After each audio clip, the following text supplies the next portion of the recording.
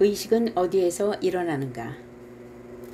우리 내면의 주관적인 경험을 구성하고 있는 생각과 인식이라는 만질 수 없는 영역과 전기적으로 자극되는 뇌 안의 생화학적인 영역이 만나는 곳은 어디일까? 해머 오프 박사는 말한다.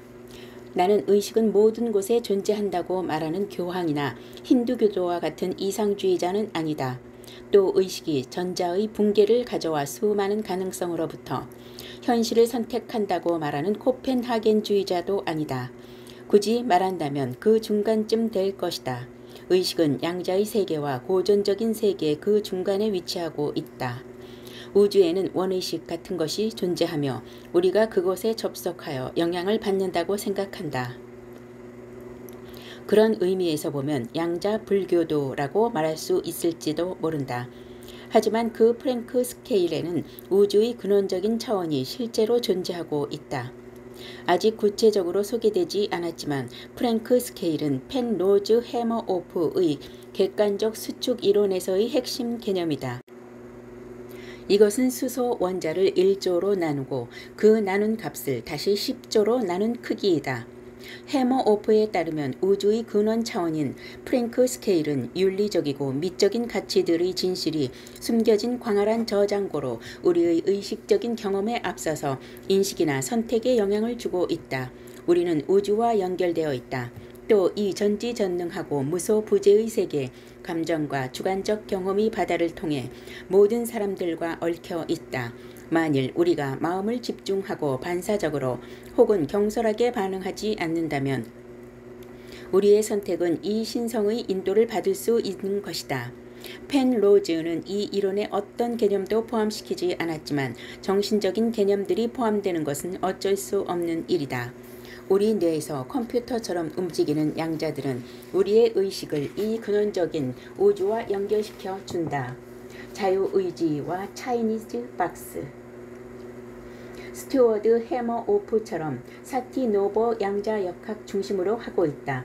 그는 양자 내 자유와 인류의 다음 세대를 찾아서 라는 책을 저술했고 양자론을 요리법처럼 정리하는 데는 찬성하지 않는다. 하지만 정밀한 수학적 논리를 통해 신경 시스템이 작용하고 있으며 애매하고 부정확한 방식이 아니라 뚜렷하고 특별한 방식으로 양자 효과들이 일어난다. 그리고 이것은 현대 과학 원리에 위배되지 않은 자유의지의 존재 가능성을 열어준다고 말한다. 그가 다루는 주제는 위에서 말한 중층 구조와 관련이 있다. 양자의 차원에서 존재는 결정된 것이 아니며 양자의 세계를 지배하는 것이 개연성이라는 사실에서 자유의지에 대한 가능성이 열린다. 고전역학이 지배하는 거시 차원에서는 행성의 공전과 분자의 움직임같이 모든 사건들은 기계적이며 정밀한 수학 법칙에 의해 결정된다. 그래서 선택과 자유의지가 가능하기 때문에 양자 차원의 무작위성이 거시 차원과 연결되어야만 한다. 결정론적인 고전역학에는 무작위성이 들어설 자리가 없다. 이런 무작위성이 바탕이 되지 않는다면 선택권 역시 존재할 수 없다.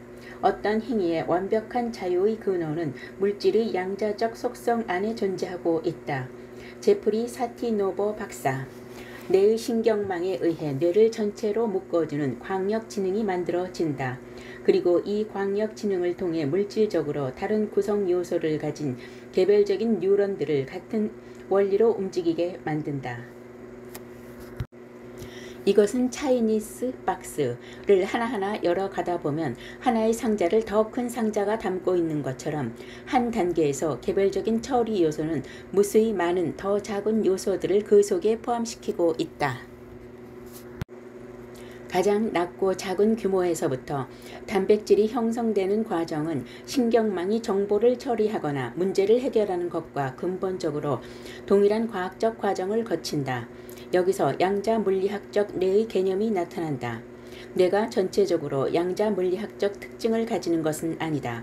오히려 뇌의 가장 낮은 차원에서 양자 효과가 일어나고 있고 신경 시스템이나 차이니즈 박스처럼 배열되어 있기 때문에 위로 증폭되어 가면서 더 큰 차원에 영향을 미치고 있는 것이다. 뇌 전체의 광역 지능이 만들어지고 있는 것이 바로 이렇게 뉴런들이 서로 이웃하며 특별한 상호작용을 수행하고 있기 때문이다. 이 이론에 따르면 뇌는 이런 양자 효과를 확대하도록 디자인되어 있으며 이 양자 효과들은 계속 위로 보내져서 더 큰 과정들에도 영향을 준다. 결국 이 작용은 뇌 전체의 차원까지 이르게 된다. 사티노보 박사는 이렇게 말한다. 요약하면 양자 역학을 통해 자유라고 하는 만질 수 없는 현상이 인간 본성에 포함되게 된다.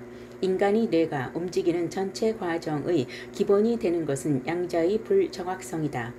되뇌 피질에서부터 각각의 단백질에 이르는 모든 차원은 병렬 처리기처럼 움직이지만 하나의 차원은 그것보다 더 큰 차원에서 처리되는 개별적 요소가 된다.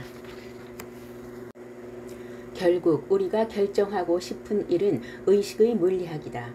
의식은 무엇일까? 의식은 어디에서 오는 것일까? 의식의 기원은 무엇일까? 인간 잠재력의 한계는 무엇일까? 아직까지 과학계에서 확실한 합의점은 존재하지 않지만 지금 우리가 이런 질문에 실제로 대답할 수 있는 이치에 와 있다고 믿는다.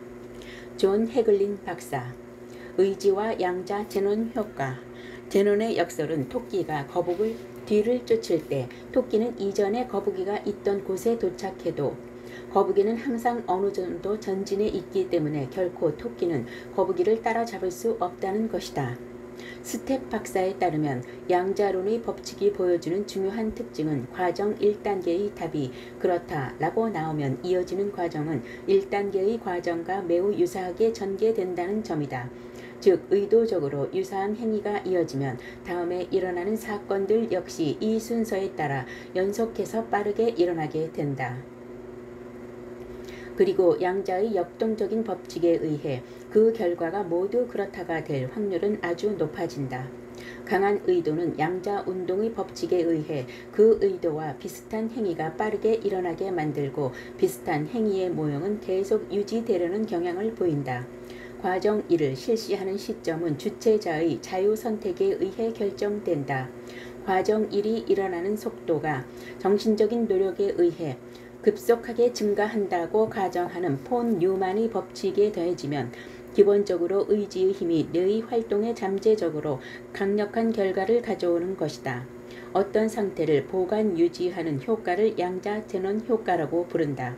이 명칭을 처음 쓴 사람은 물리학자 E.C.G. 스마라산 R. 미스라이다. 즉 이것은 같은 의도를 가지고 우주의 동일한 질문을 계속 제기하게 되면 양자의 개연성에서 무작위성을 제거하여 변화시킬 수 있다는 뜻이다. 만일 1억 명의 사람들이 O.J. 심슨의 재판에서 유죄냐 무죄냐는 질문에 계속해서 제기한다면 어떤 일이 일어나겠는가? 혹은 어떤 사람이 0보다 1이 나오도록 생각을 계속한다면 스텝 박사는 이 현상이 가상의 마음이 바로 물질적인 두뇌를 어떻게 통제하는가를 보여주는 것이라고 설명한다. 양자 역학은 특별한 메커니즘을 포함하고 있다. 정신적인 노력으로 자연의 기계적 측면에서부터 나오는 강한 힘을 놓치지 않고 뇌의 기능에 영향을 주는 것은 원칙적으로 가능하다. 좀 더 시적인 표현을 사용한다면 이렇게 말할 수도 있다. 인간은 우주 자체를 가지고 있는 창조 행위와 비슷한 정도까지 물질 구조 속에서 가능한 자유를 극대화할 수 있도록 만들어졌다. 제프리 사티노보 박사.